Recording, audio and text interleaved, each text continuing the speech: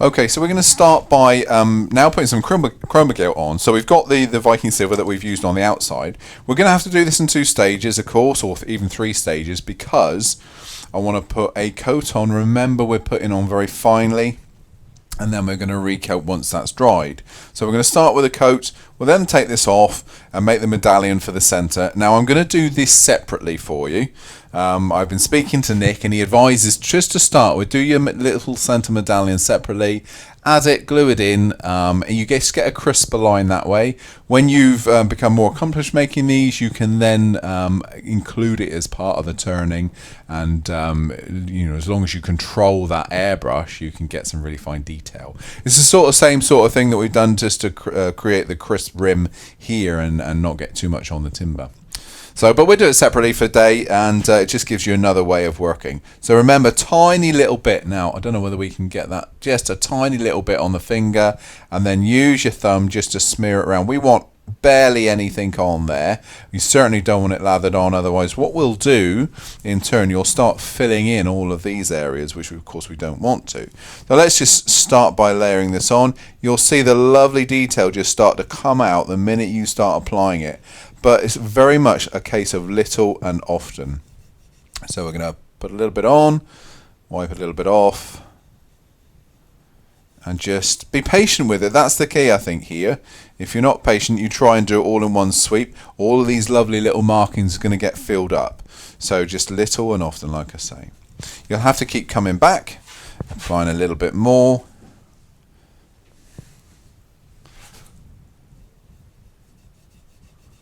And see all those lovely patterns that you've worked so hard to get just start jumping out.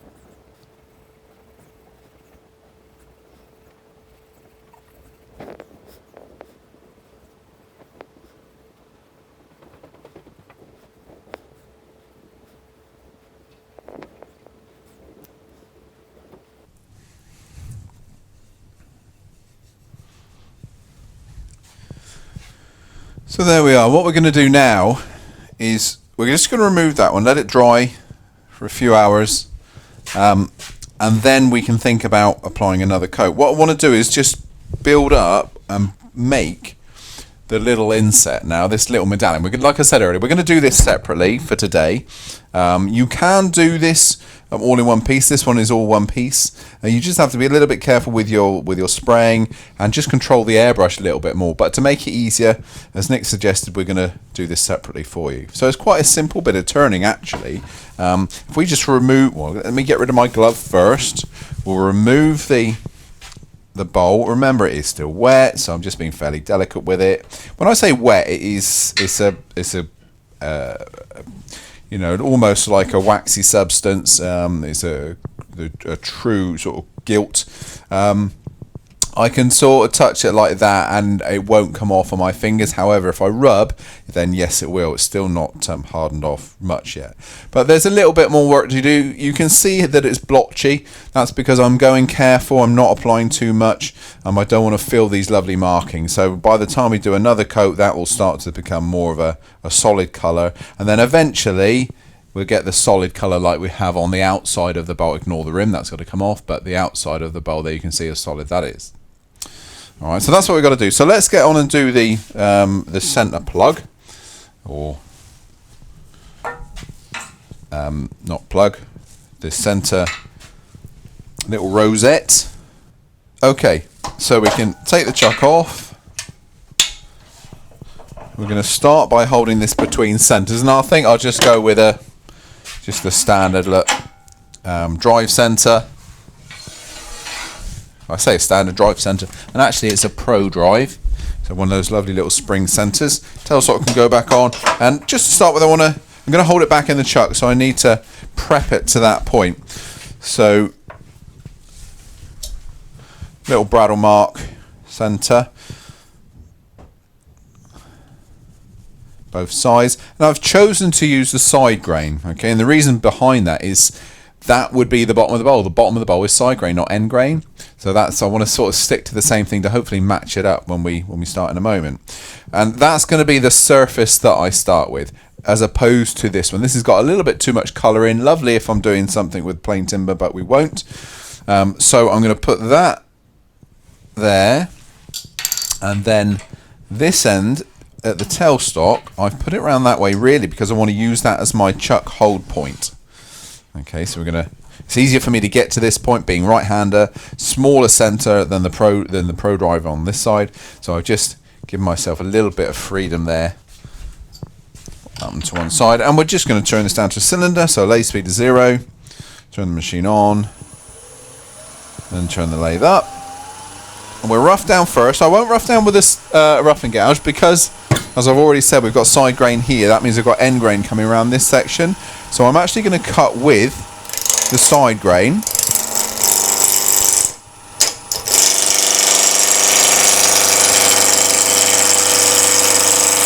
And cut down the piece.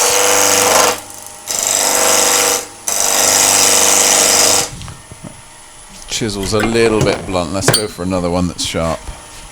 That's better.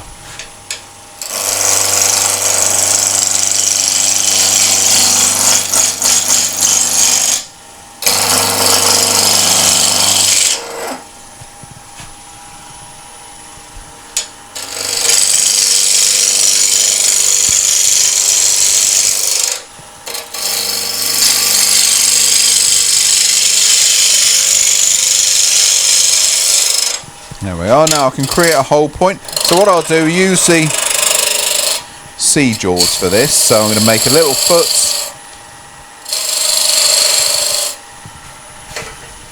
And taking a set of calipers, just check the internal diameter of my C-jaws. Let's have a look.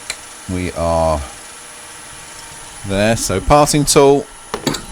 I've just checked the internal diameter there. So they're set to that measurement.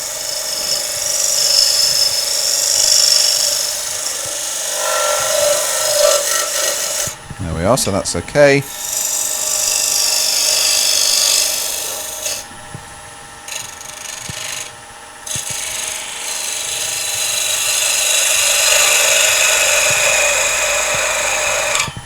Grand, right. So we can take that off now, and this would be good if you were going to do several of these bowls. You could make several of the rosettes prior, so you can do sort of, I don't know, on that piece of timber you could probably get 4 or 5 in there. So we'll swap over our centre. We'll go with a set of C-jaws. Those are the ones we've measured with. That's one side. C-jaws go on.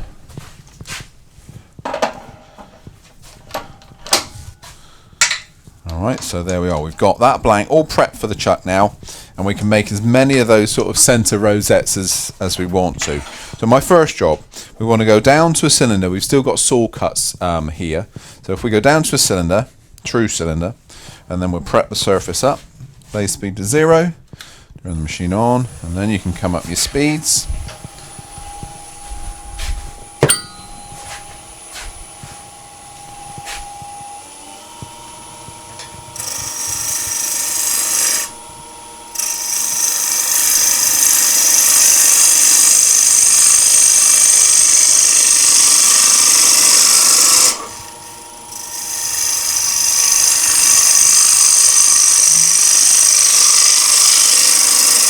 There we are, so that's down nice and round.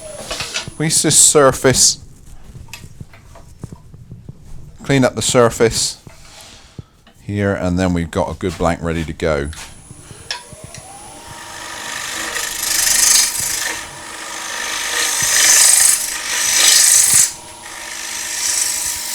There we are. Now think about what you're doing. This can be whatever you want it to be, really. You can use whatever texturing tools you have. You can use punches again. You can just put simple lines there if you want to. But I'm going to go along the lines of this one that we've already previously made. So we've got, it's almost like a shield really. So we've got 1, 2, 3 little steps. We then come into a recess and then a couple more convex curves and are just divided up by another little recess right in the middle. At that point we can then texture using whether texturing elf or any of the crown texturing tools. You can really do what you want. So if we look at that, there's just a little tear right in the middle. So if I just take that out first, and then I'm just going to create a series of steps.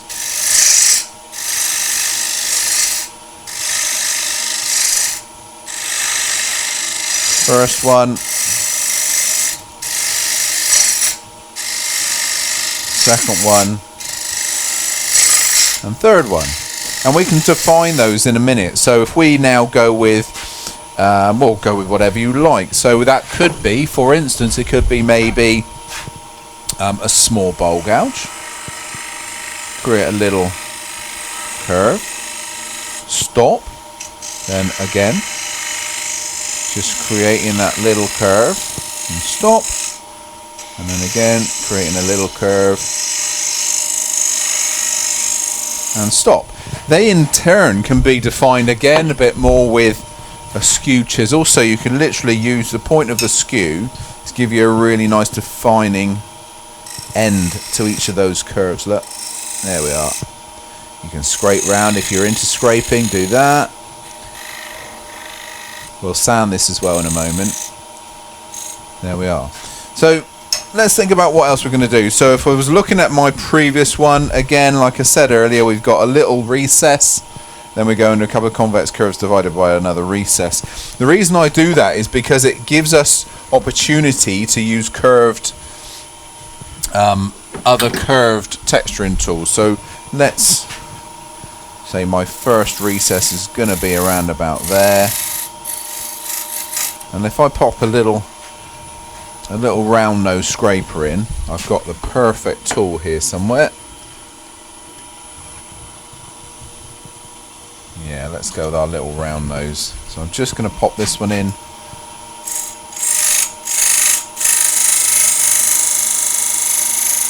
And I think we had another recess just on the edge of this one.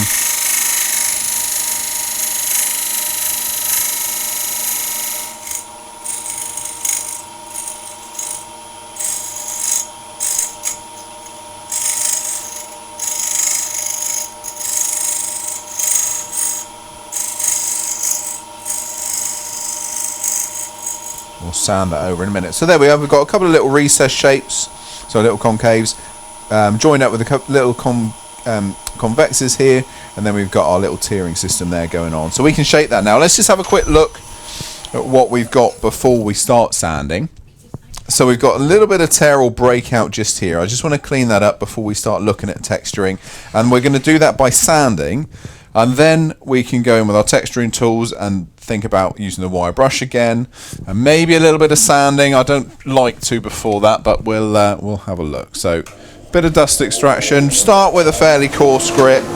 Remember, this is going to be covered in black ink anyway. Sorry, not ink. It's my phrasing for the stain. This is actually Chroma Craft wood dye that's going on top of here.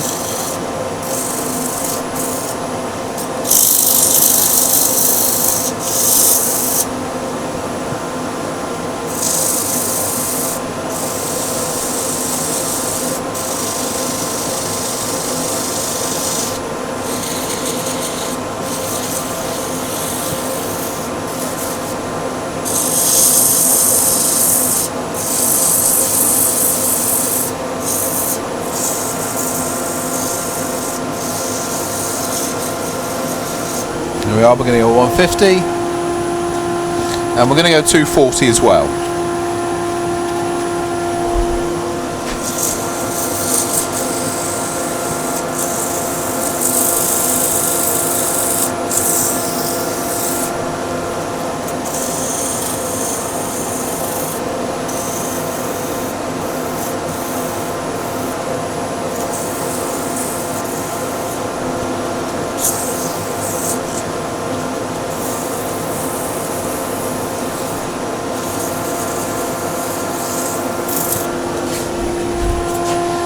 let's just have a quick look at that, see where we are before we start the texture. That's lovely, absolutely fine. So let's go. We're going to start with this one. This is the decorating elf, and I've got a nice little circular cutter in here. Now this cutter is going to fit perfectly in those recesses there, but we can also use it on the outside. We can use it to spiral here, as well as that one. I'm going to use the crown texturing tool.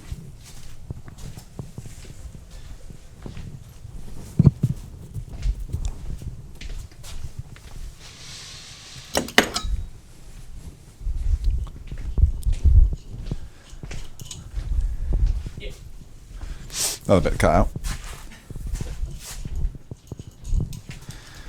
So here we are. Here's the crown texturing tool, and I've got a fairly coarse wheel on this one, only really because I want to create some sort of dots with this one, rather than a spiraling itself. We'll see how it handles the center, but this one is really, really good, holding it upright like that and letting it run to create a series of dots instead of the spirals. So here goes. Let's have a look. Let's go on right on the outside edge to start with, actually.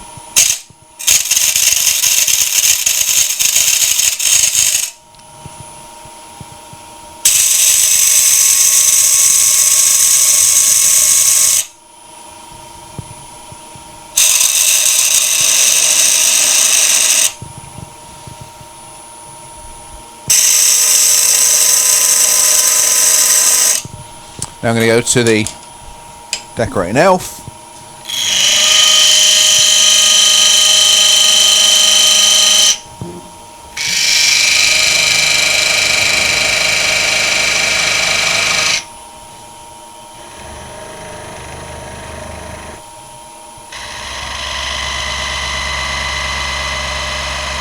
Now we'll have a look and see if we've got anywhere that we want to add any more texturing. We've already got some really nice things going on here. I think just there's a little bare area right on the end. Let's go back with the crown.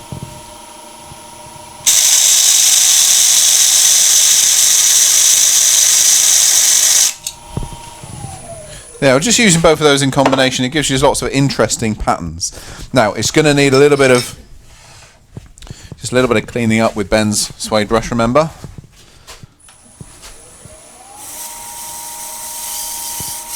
Now this is just taking off all those fibrous areas, all those bits of fur.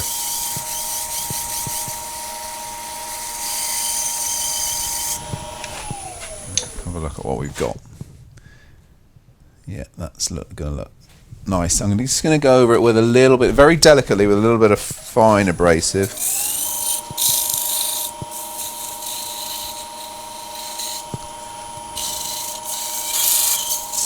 But don't do too much. You don't want to sand away all those lovely markings that you've made. Okay, so now before I put any spray on it, I'm just going to sort out the back, which is where we're going to part off. So nice parting tool. Go most of the way. Now you've done all the work with the texturing tools, you can afford to go in a nice distance now with the parting tool. So what I'm going to do, rather than just part it off, I'm going to make a little foot. You'll see what I mean in a minute. I'll stop the lathe and show you. So I'm going to go in about 4 or 5 mil to start with. Now I'm going to come back and I go over the same, just to the left of that first cut. And this cut that I'm doing now will actually be the one where we're going to part off. But what we've got on the back now is a little step, so the front face of that medallion will actually lap over the recess I'm going to make in the bowl to put that foot in. Now I don't want to go too deep, I don't want to part the thing off just yet because I've got a little bit of decorating to do to it.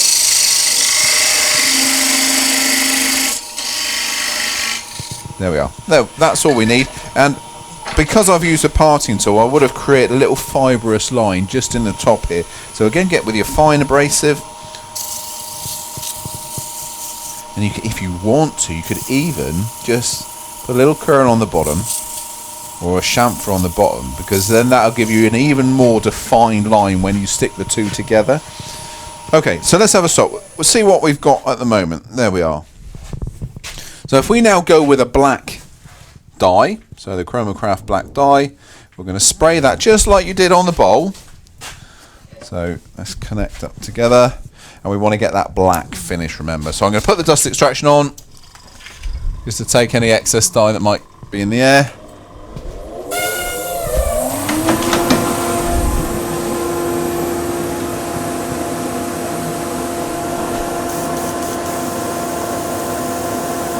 Remember, we don't want to smother the thing one hit, we want to do it in several passes, otherwise it'll stay wet forever.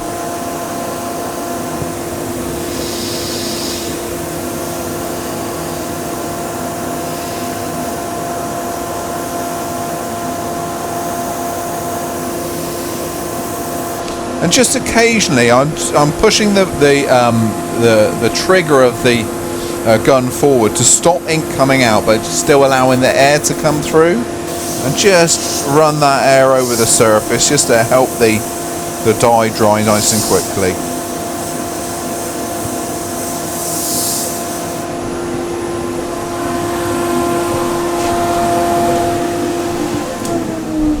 There we are, that's that excess done. So what I need to do now is leave that to dry, and we're then going to go over it with a clear sealer. So like we done on the outside of the bowl and the top rim, the clear dye, and we've spoken about this before. I know it doesn't make sense when I say dye, but it is the same makeup as the wood dye, but in a clear version. That just creates that barrier between the black and the Chroma Gilt, so it doesn't come off. And I like to leave that to dry for a good couple of hours before and then go on with the Chroma Gilt. We're going to speed through things because you don't want to sit there for that long waiting for things to dry. So we're now going to go on with the Chroma Gilt. It's still a little bit tacky. It's going to leave it another couple more seconds, but do lots of, like I say, lots of layers as opposed to try and do it in one hit. Otherwise, it does take an awful long time to dry. But here it should be pretty much dry when you finish, like I said. Okay, so we've allowed this to dry for a little bit now. We've got the clear sealer on there, so we're just going to start our Chroma Gilting. Same as before, really, little and often. Just the delicate little touches. Remember, you're going to come back and do this several times.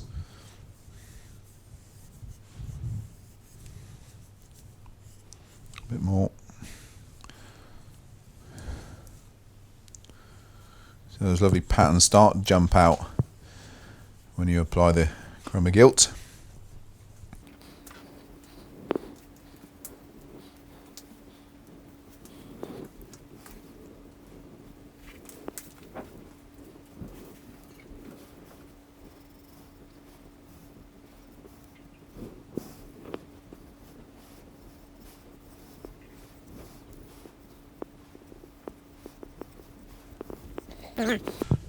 Okay, let's assume that I've allowed that to dry and we've applied another coat. We can part that one off. We can start to create the recess of the inside of the bowl, ready to fix that back in once you've added the colour. Like I say, you don't have to work in this way. You can always do it all in one piece, all in the centre of the bowl, but it just makes it a little bit easier to create that crisp definition. Okay, that's what we're going to leave just for the minute. We'll come back to it. Now I'm just doing the edge here so I can actually glue this in and finish and do a little bit more once it's actually in place.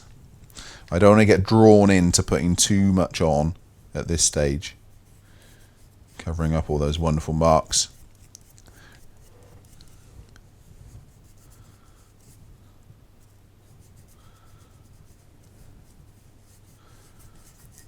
There we are. That will do us. So there's a nice little finish, that one. Glove can come off again. Just for the moment. Put that away. And let's part that one off. Like I said, we'll assume that it's all nice and dry. Lathe speed to 0. Turn the lathe on. And we'll go back with our parting tool.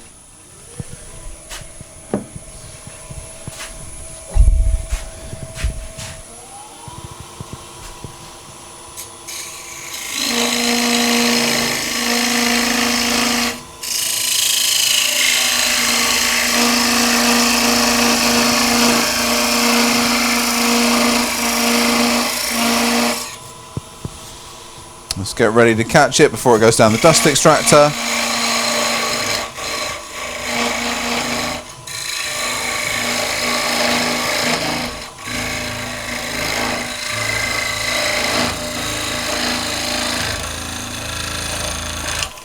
There we are, it just pops off. Now I do have to clean that little area up there, just this little section that's got the nib on. Alright, but there, our little medallion for the centre. Imagine, oh, that's a medallion for the bowl. Obviously, we purposely made that. But buttons and any decoration for any bowl. What, for instance, if you want to make a series of small versions of this to put around the periphery of the bowl, there's so many options and so many ways to use this style of turning that it's really quite exciting. Again, like I've said it before, your imagination is the only limitation to a project like this. So what we want to do now, of course, is create a recess in this bowl where we can actually put that little piece. I already like that with just the timber without any colour in it. But we're going to stay true to the kit, the name, the Viking Sunset Bowl, and put the red, yellow and orange in the centre. So I use the C-jaws to hold the back of the bowl. We're not creating a huge amount of pressure on the bowl, so I don't need to go any bigger than that. Remember, my Chroma Gel on the top rim is slightly wet still. Not to touch, but it will come off if you rub it too hard. We want to wait until that's dry before we put the next layer on. But I can get away at this stage. We're doing a bit more turning, so let's go slightly longer tool rest actually, just to get me a bit closer.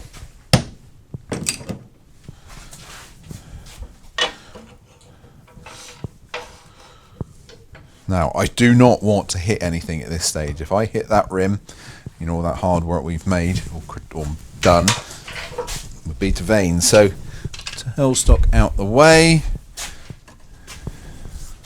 And I'm just going to measure the little medallion.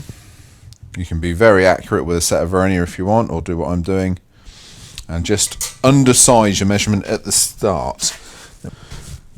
Okay, lathe speed to 0. Turn the lathe on at 0.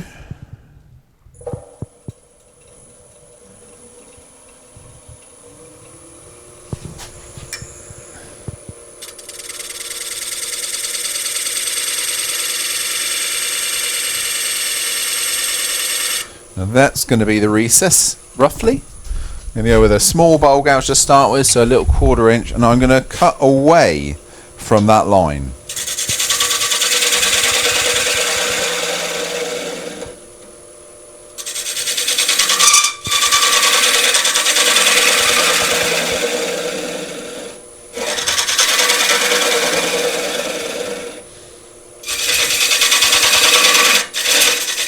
The other good thing here is we don't have to be dead accurate, so if it's a little bit sloppy in the hole, it doesn't matter, it's going to be covered up.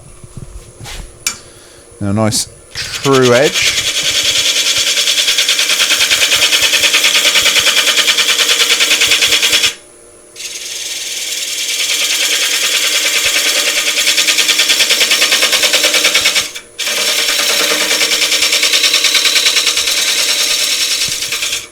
So the depth of the little foot that I've got on that medallion is around about 3 mil, so 1/8 of an inch.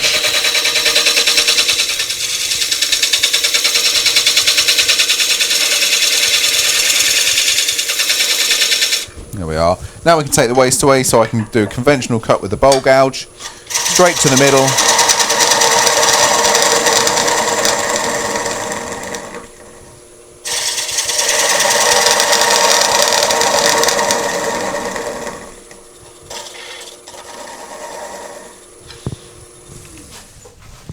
I think that should be enough. Let me just test the little medallion in the middle, just to make sure.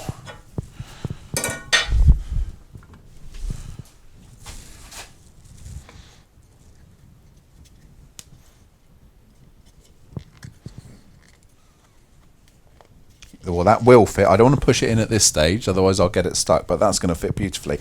I'm just going to go and take that nib away. 2 seconds. So there we are. I've just taken the little nib off by using a little carving tool. Just be careful if you're going to do that. Make sure you've got it held properly and you're not slicing onto your finger for obvious reasons.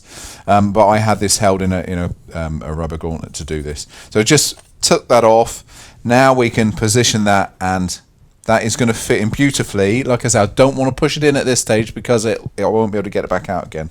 I want to add glue and all those sorts of things. Okay, so next it's all about the colour. I'm going to add colour to this section. So we're going to start with red, we're going to go to orange, and we're going to go to yellow. You could go yellow, red, and the intersecting sections orange. It doesn't look as good. I'll be honest with you there. I learned that firsthand, and by trying it myself. Nick said, here, you've got to have the orange in. It does make a big difference to the vibrancy of that orange. So we go a third with the red, we go 2/3 with the orange, and we go the bottom third again, or sorry, bottom 2/3 with the yellow. Okay, so let's start that one. Okay, so right, we're ready now to put the colour on. So we're going to go red, orange, yellow. So that nice slow fade that we can only get really with an airbrush. So red's going to be by this rim, right at the very, very top of the Chroma Gilt, really. And then we're going to bleed then into orange, and then right down the bottom here where that little medallion's going to go, we'll go for the yellow. And we want a nice slow fade out between all of those. As like I said, we can only really do it with an airbrush. So I've got my airbrush compressor down here again. We're going to start with the red, and it's the Chroma Craft dyes, and we're going for the coral red first. I'm going to have the lathe running. I'm going to have dust extractor going at the same time also, just to take away any excess dye that's coming off. Lathe speed to 0, turn the lathe on, and just starting off, we're going to get nice and close. Close but not too close, if you know what I mean. So I'm just going to spray a controlled burst right into the corner to make sure we got colour in, then slowly come out. I want a good vivid red, a little bit further back. So that's my first bit of colour. We're then going to go down to the orange, or go to the orange, and we're going to spray the top 2/3.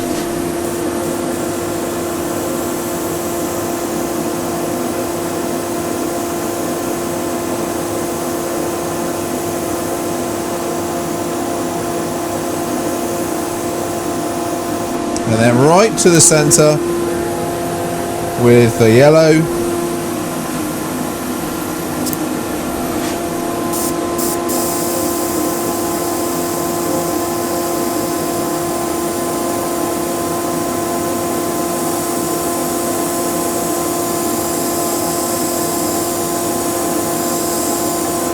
Stop, we'll have a double check, see where we are, and that's exactly what I'm looking for, that lovely bleed into those colours.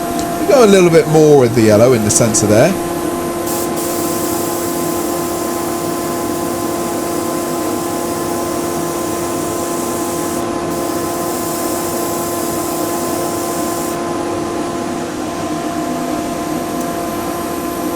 There we are, that's the colour we're after.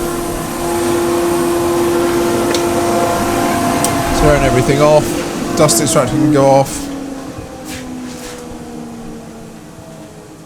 There, now once again, your next stage here is to go over that one. Now once dry, of course, with the clear lacquer. So it's an acrylic lacquer. Again, it's all in the kit, you don't have to worry. It all comes supplied in the kit. The one we're going to be using is the Chroma Craft Clear Acrylic Lacquer. That's exactly what it says on the tin. And all we're going to do is spray that on to the painted area. Not on this. On this one we put the, remember all my names, the WRU20, which again, that can be sprayed on with an airbrush. So let me just go over those lacquers, again, not lacquers, let me go over those sealers for you. So what we have is the clear